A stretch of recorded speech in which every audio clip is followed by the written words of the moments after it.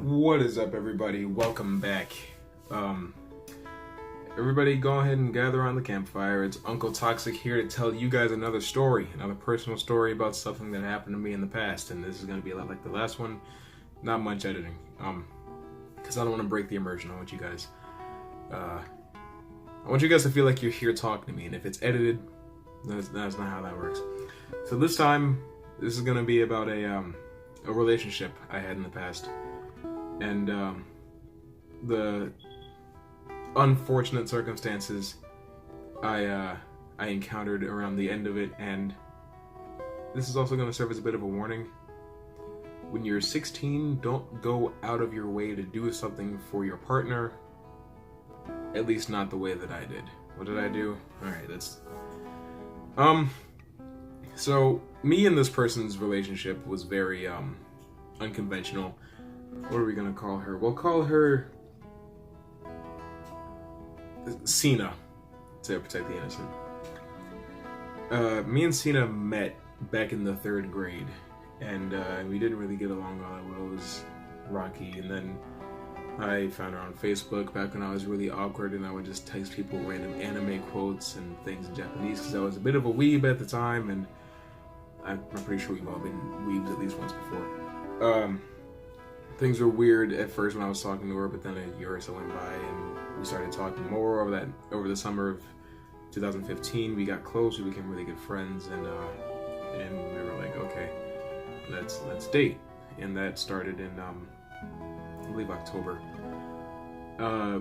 We lived on the opposite sides of the city, and neither one of us had our own vehicle at the time, so seeing each other was a bit rare. It was always an effort. So, whenever it did get to happen, it was always very rewarding. And, it was also, I want to stress how rare it was that we actually did get to see each other. We didn't go on our actual first date until the following, Valentine's Day, so that was February 2016. And of course, Christmas had passed, and we'd already bought each other Christmas gifts, and so we decided to just lump Christmas and Valentine's Day into one thing for each other, because that's just how the chips fell, you know. One thing about Cena, she loves DC. At least she did the last time I talked to her, which was well over a year ago. I have no idea what she's doing now. But when we were together, she had a massive obsession with Robin and with Harley Quinn. And this is before Suicide Squad came out. So she's not a poser. She didn't just start loving Harley Quinn because you don't own me.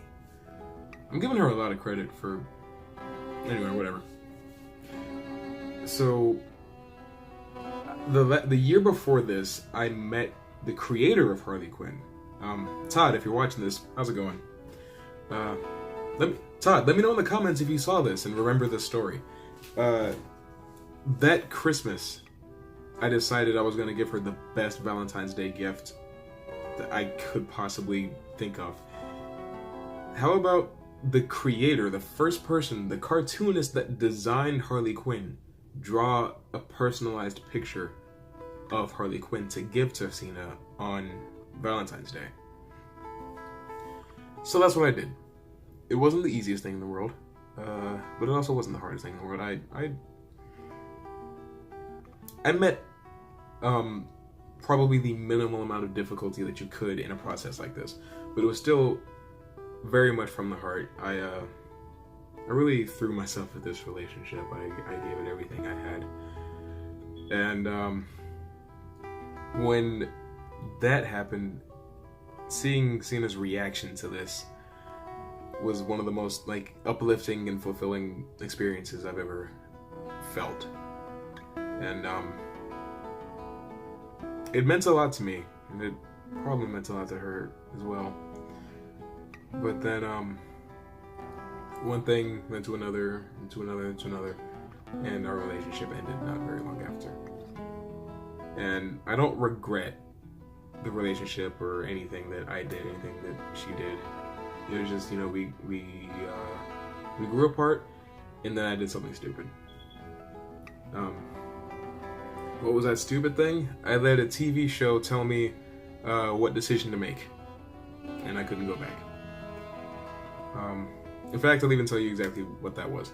It was an episode of Scorpion, so already off to a great start.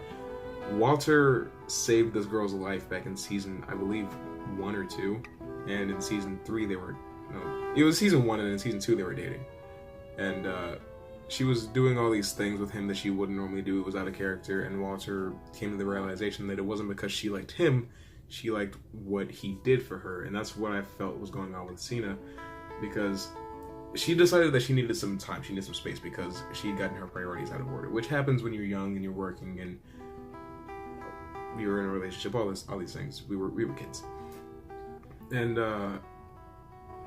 before we ended up actually being together, I was kind of like her counselor. It was like anytime she was going through something, I'd be there, I'd tell her exactly what she needed. And it wasn't even just lip service, it was what I felt. It was from the heart every time. And that's how we ended up getting so close. I'm not getting choked up, I'm just very dehydrated. Alright. My bottle's empty. So is this one. And so is this one. I bet the waveform on that's gonna look great. Anyway. So that's what I thought she'd fallen for. And so I talked to her, I was like, Cena, is it me or is it what I've been able to do for you? And she said she didn't know, so I thought that it was best that we end things. And maybe it was best that we end things, but I know right after I was like, I've made a terrible mistake and I couldn't get her back. And I'm not gonna say I'm glad I couldn't get her back, but I mean, you don't really get a rewind button, so here we are 2 years later. And I wish she and I were still on speaking terms, because we were really good friends before everything happened. Cena, if you know who you are and you're watching this, which I doubt it, I'd like to be friends again. But yeah, just be careful what you invest in.